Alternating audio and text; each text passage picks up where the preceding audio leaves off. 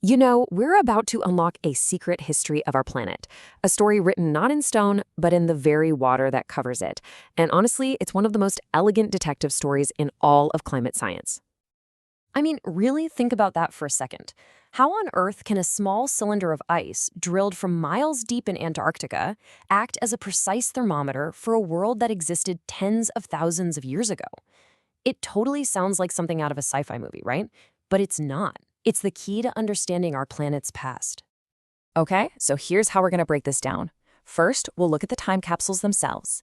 Then, we'll meet our main characters, heavy water and light water.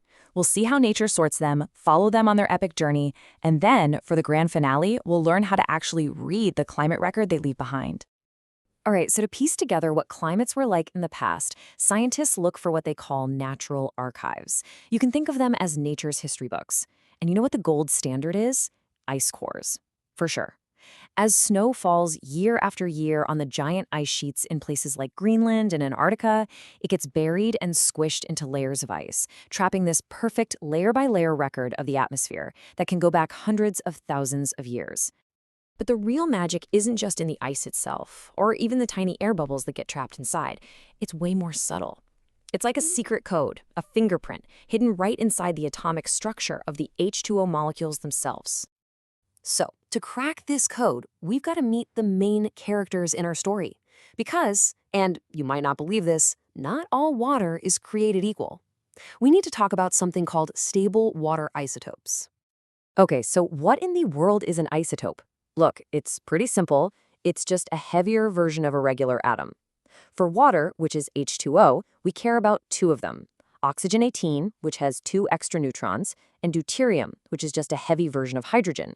They act just like normal water, but, and this is the whole key, they're just a tiny bit heavier. And you might be wondering, okay, how rare are these heavy guys? Well, they're incredibly rare. Think about it like this. For every 10,000 oxygen atoms floating around in the ocean, only about 20 of them are the heavy oxygen 18 kind. That's just 0.2%. It's almost nothing. And yet, that tiny fraction holds the entire secret code to our climate's past. Wild, right? And that simple difference in weight, well, that's everything. Here's the deal. The lighter water, the normal H2O16, it gets picked up, evaporated a little more easily. And the heavier water, with H218, it gets dropped, condensed back into a liquid a little more easily. That simple push and pull is the engine that drives this entire amazing story.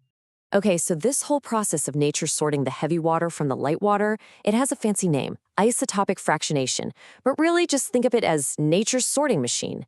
And it happens every single time water changes from a liquid to a gas or back again. Let's walk through it step by step. Okay, picture the sun beating down on the warm tropical ocean.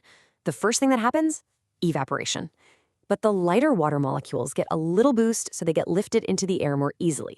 This means the water vapor that forms right above the ocean is already what we call isotopically light. It's already missing some of its heavy friends. Then, as that moist air rises and cools to form a cloud, guess who's the first to fall out as rain? Yep, the heavy molecules. They condense more easily. This leaves the vapor still left in the cloud, even lighter than before. So, how do scientists keep track of all this? They need a universal ruler, right? Well, they use this notation called delta O18, and it's measured in something called per mil, which just means parts per thousand. And to make it easy, by international agreement, we just say the average ocean is 0. That's our starting line. Anything with fewer heavy isotopes will have a negative value. And you see that sorting effect happen right away? The water vapor just hovering over the ocean surface, it's already depleted in those heavy isotopes. Its value is already negative, around -12 per mil, simply because the lighter molecules had an easier time escaping the ocean. All right, so now let's actually follow a little blob of that water vapor on its epic journey, all the way from the warm tropics up towards the freezing cold poles. With every single drop of rain along the way, this sorting process is going to continue. And this map right here, it tells that whole story beautifully. Just look at the colors. See how the values get more and more negative, more blue and purple as you move towards the poles, or even just further inland. That's that fractionation process in action. As the air travels, it keeps raining out the heavy isotopes, so the vapor that's left just gets lighter and lighter and lighter.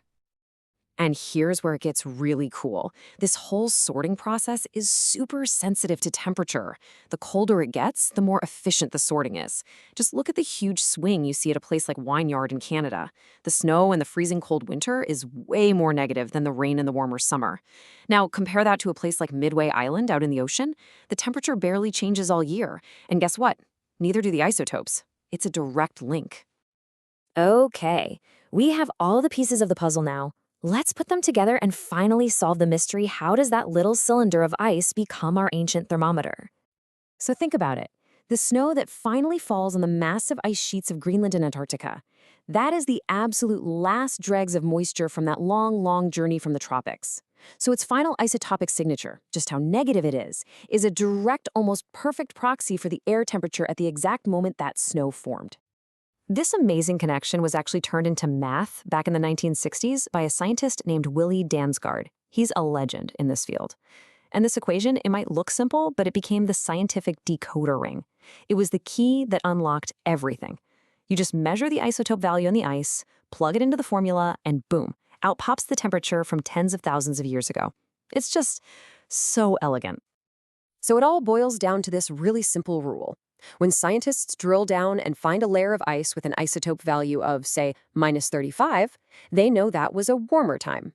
But if they go deeper and find a layer that's -45, that's the signal for a much, much colder period. We're talking deep in an ice age. It's that simple. Less negative, warmer. More negative, colder.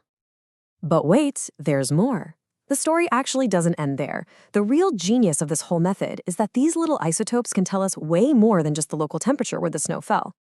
So scientists can also look at the heavy version of hydrogen, called deuterium, at the same time. And by comparing the two, they calculate this other thing called deuterium excess.